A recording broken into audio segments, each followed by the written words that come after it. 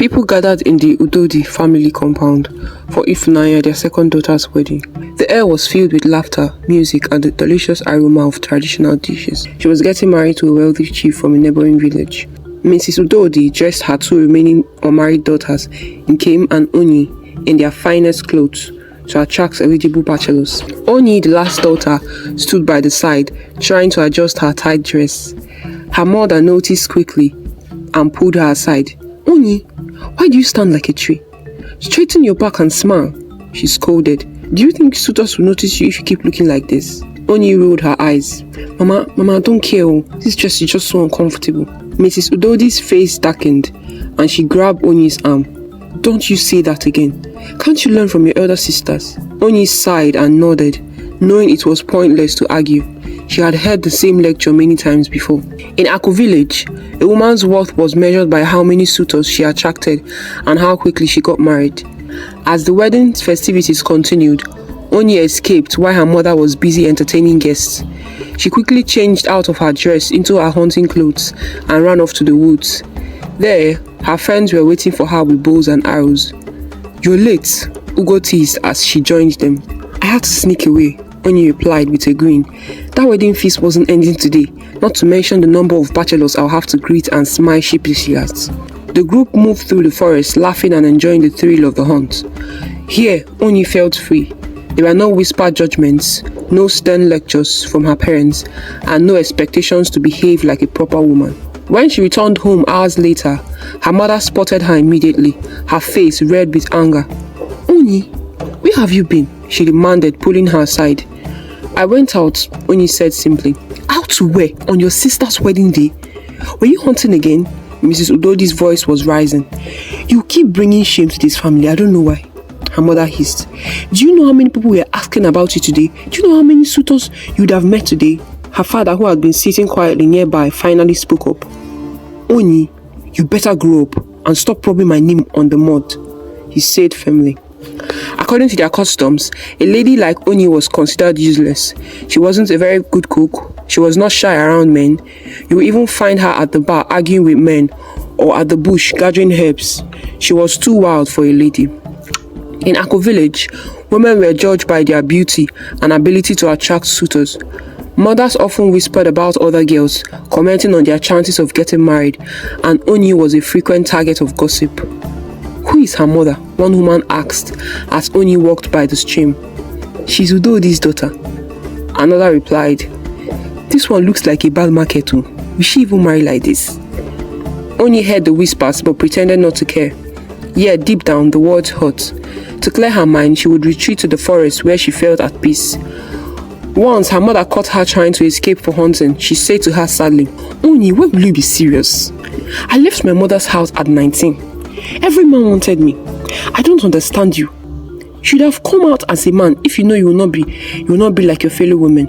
"Mama," Oni would say, "I love being a woman. I'll only not be the kind of woman our tradition wants me to be." "My daughter, you don't know what you're saying. I only prayed the gods open your eyes before it's too late." On many occasions, her father has threatened to disown her as she brought him shame.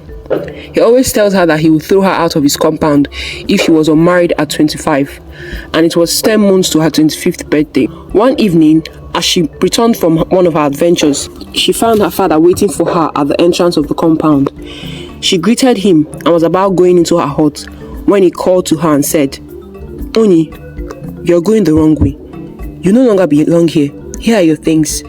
Take them and go back to where you're coming from." "Papa, please don't do this," Oni begged. "Leave immediately. You have brought shame to this family," he shouted, raising a cutlass to drive her away. Heartbroken and alone, Oni left the village. She sought refuge in the homes of her sisters, but they turned her away. "We can't let you stay," they said. "You will bring bad luck to our homes." Oni wandered for days, finally finding a small village where she settled. There, she began a new life. She spent most of her time doing what she loves most, exploring and trying out herbs and hunting.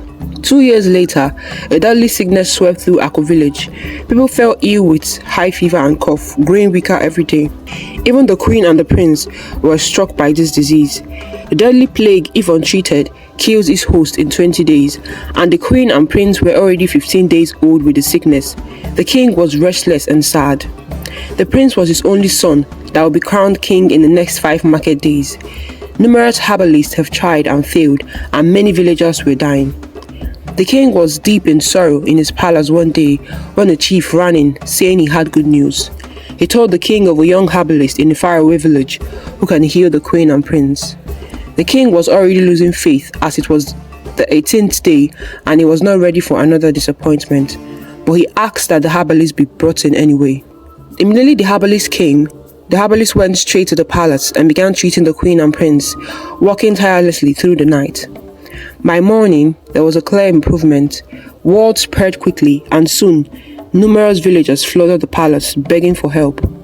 The herbalist treated them all, giving them medicine to prevent the sickness from spreading further. After everyone was cured, the king called for a celebration.